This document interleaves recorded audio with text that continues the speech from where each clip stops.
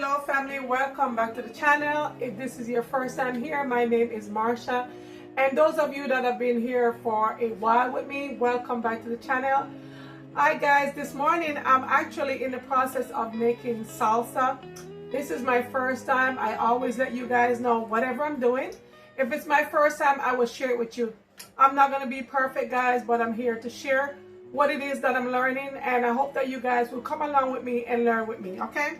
All right, so this morning, you know, I always read things. I'm actually on my journey of fermenting and pickling, and I always try to give you guys what I'm learning a little bit, share a little bit of, you know, probiotics and bacteria and, you know, what's good for the gut and all that stuff.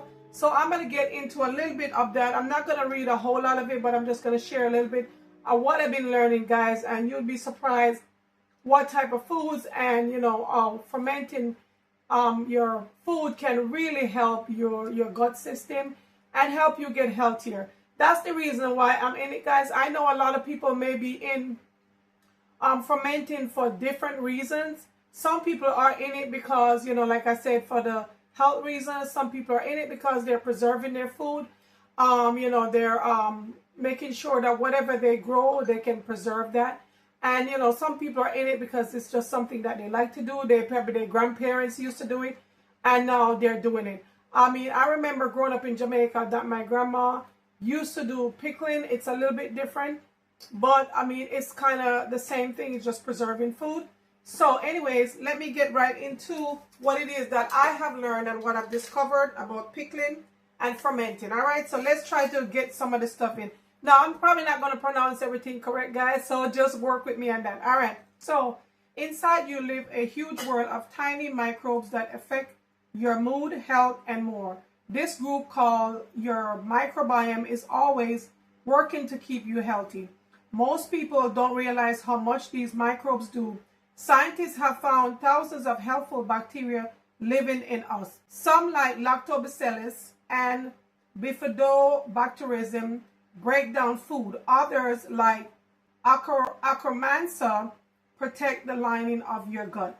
So those are some of the words that I told you guys. I have to really try to pronounce those really good, okay? And I may not be perfect on it, but I'm still going to go along with it, all right? These microbes talk to your immune system and help make vitamins. Some even help produce brain chemicals like serotonin, which affects your mood. Okay, so that's very important to know that these fermenting products can do so much for you that you don't even realize. All right, so your microbiome does more than help you digest food. It helps control inflammation and support your mind and body. But when this balance is off, a problem called dysbiosis, it can lead to health issues that include poor digestion, low immunity, and even mood problems. The good news is you can help your microbiome with the right food. Fermented foods full of live cultures are a great way to feed your gut. All right, so those are some of the things that your microbiome can do and fermented food can do to actually help us support our body. I'm going to read just a little bit more. Like they show a little bit of food. Some of the foods that actually has, that help your microbiome, like, with probiotic foods like garlic, onion, raw or uncooked, bananas, slightly underripe, and artichokes, asparagus, oats, and chicory root and stuff like that, guys. So those things are really good to support your gut system. So this is one thing I wanted to get into as well. So this right here, guys, I just wanted to read this section here where it says how your digestive system influences overall health. At the center of the gut-brain link are powerful microscopic helpers. Certain gut bacteria make brain chemicals that shape how we feel. The lactobacillus and the bifidobacterium produce GABA, which helps calm stress and anxiety. In fact, the gut makes about 95% of all serotonin in the body. Can you believe that, guys? Research has shown that changes in the gut bacteria position can affect everything from stress response to emotional behavior mind. So this is something that interests me very much, and I wanted to dive into it. It's also said here, brain boosting probiotics foods are raw dandelion greens, green banana. Can you believe it, guys? Green banana is something that we always ate back home in Jamaica. Green banana, raw or cooked leeks, tiger nuts, and chicory root coffee. But I need to dig into chicory root because I'm not sure what chicory root is, but I'm gonna dig into that and I'll let you guys know. Okay, so anyways, what else? One more thing I wanted to talk about before I move on into the video is some tools that we need, right, when we're fermenting. Let me show you over here what I have. This is my little station that I have here. I have my jar that I'm going to use, which I just washed. I showed you that. And I have my cover here, and I have this cover to go with it. So that is a typical cover that we have on these mason jars. And you also have this other one here for your burping. You can use this one and you can use this one as well, all right? And I have a brush that I use to wash my bottles. I also have a smaller one as well that you can use. And you know, I mentioned the soap the last time. The unscented Castile soap is what I use. And for fermenting, you're going to also need a thermometer, and you're going to also use need some pH strip, okay? So those are some of the tools that you will need. You can always get different type of burping tops, you know, for your fermenting the gas to come out and don't let germs get into your bottles. You can always get those later. But don't worry about all that stuff. You can always start with your mason jar, and you know, you can lead up to other things later on. So those are some of the tools that you will want. Safety. Let's see anything about safety. When picking containers, focus on these key things, all right? The right size for your batch, easy to clean, like, you know, your mason jars. And also, whenever you're starting your fermenting, make sure that you keep everything clean. And that's one of the things that's very important. Cleanliness is a must, no matter what container you're using. Make sure that it's clean. So you can start with a small jar and just try recipes that, you know, you don't make too much of it. That, like you see how I did my onions the other day, I did small container, but I'm doing a big batch of salsa. That's why I'm using this jar right here. And, you know, make sure that you have at least 1 to 2 inches at the top for bubbling and expansion. So if you want to buy gears, start with a few wide mouth mason jars and in different size. Figure out what works best for you. All right, and then you can add more tools later if you want. And in this diagram here, it shows you the different sizes of jars that you can choose from right here. Hopefully you guys can see right there.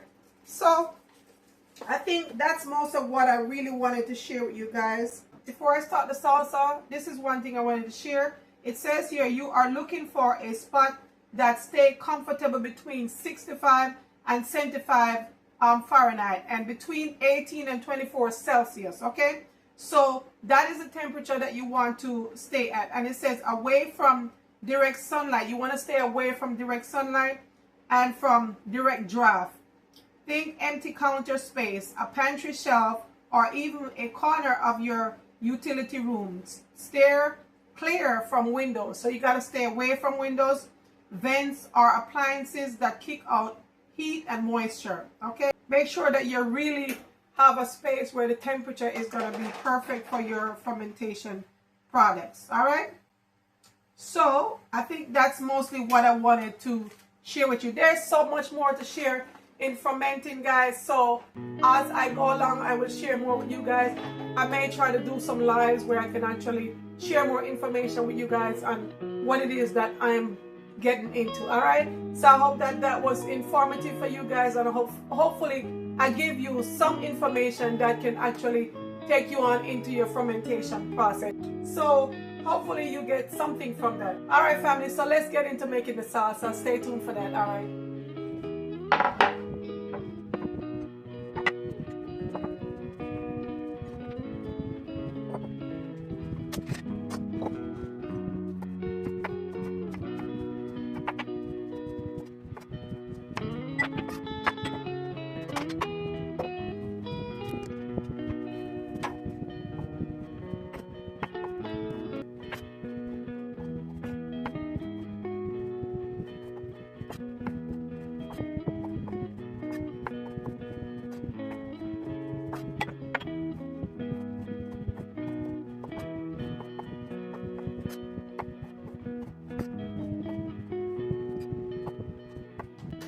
Alright guys, I'm almost there with the tomatoes, so don't worry, this time I won't cut off my finger. It's healing. I went and got my stitches and it's healing. So I won't cut my fingers off this time, guys. And I'm sorry if I really offend anybody with sharing my my injury, you know, and I really didn't think about it, just thought I was sharing. But when I thought about it, I was like, you know, sometimes some people don't really like stuff like that. They may be kind of grossed out by it, so I'm sorry if I offend anybody with that. And I know that probably YouTube don't really like that type of stuff, so I should have never shared that, but hey, it's what it is, guys. So let's have to move on. Alright fam, so I didn't say what I have here. I have tomatoes, I have cilantro, I have like a half of the cilantro that I bought. I have 3 scallions right here. I have a onion. I'm probably gonna use half of that. 1 lemon and 4 cloves of garlic, and I have 4 pepper, but I'm probably gonna use about 3. So let's just say 3. I'm gonna use 3 of those. All right. So I just want to show you guys what I have here, and then I'll show you everything else after. All right. So let's take this up and put in this container right here. You want to get all your juices that runs from your tomato, because you want all of that to go into your bottle. All right. So don't waste the juices that came from your tomato, guys. You're gonna need it.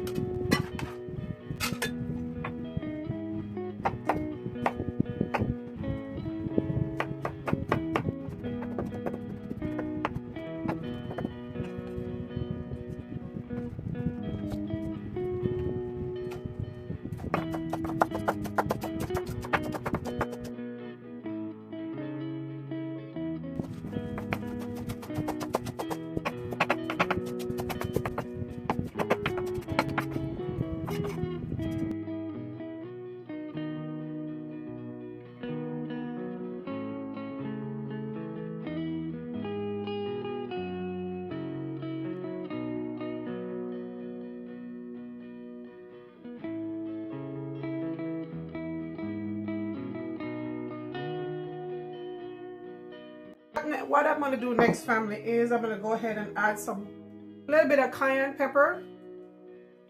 So I want to measure up my cayenne pepper. I don't want too much. I'm going to put 1/4 of a teaspoon. So I'm going to put this small teaspoon, because I don't want it to be too spicy, guys. Because the kids may want to have some, and if I put it too spicy, then they won't want to have any. So I'm going to do that. Lemon juice. Let's put our lemon juice in here.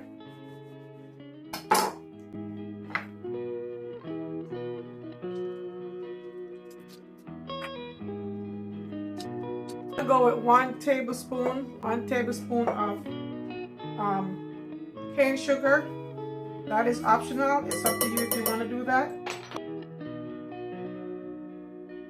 Go ahead and stir this up.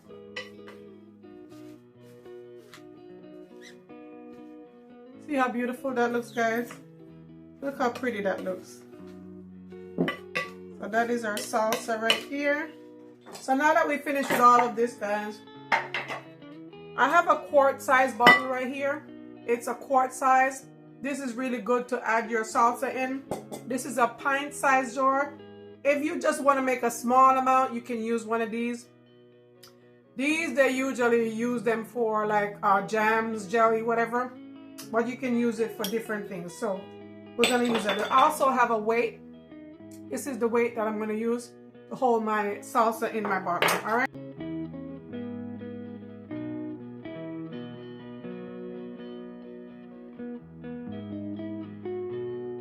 This is the stick that that I was showing you guys that you need to use it to pack your veggies down so you can get the juice going as well.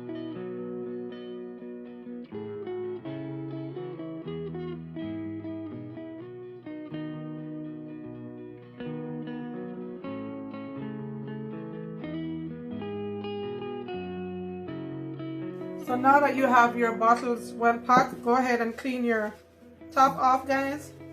And like I said, you left about 1 inch or 2, so you can make sure your juices that's coming up do its thing. All right, so go ahead and put your cover in. This is your glass top that you use to hold your veggies down so it can do its thing. All right, family, so here we are. Our salsa is finished, and I hope that you guys enjoyed the video. I'm gonna go ahead and I did go ahead and put a as I showed you before, the weight on top of the salsa here, and I'm gonna cover this right here with my burping cover. And this one I'm just gonna cover. I'm gonna actually add some cabbage. Let me make sure it's nice and clean. I want to make sure that everything is nice and clean before I add it in there. So here we go. I'm just gonna add some cabbage on top of this one just to make sure everything is covered really good. So that is it, family. So that is our salsa of the day. So whenever you hear your top, you know, you keep pressing it to make that sound, and then when it stops making that sound, you know that your vegetable is fermented. All right, so I hope that you guys enjoy this video today. I will see you guys in the next one. I appreciate you guys watching, taking the time out to click on this video, and if you stayed all the way to the end, I appreciate you. Thank you so much. And this will sit on my countertop for the next 2 to 3 days. Now, if it's really hot, it probably can be done in a day or 2, but we'll see how long this will sit on the countertop for. But at least, you should be at least 2 to 3 days. All right, so thank you so much for watching, guys.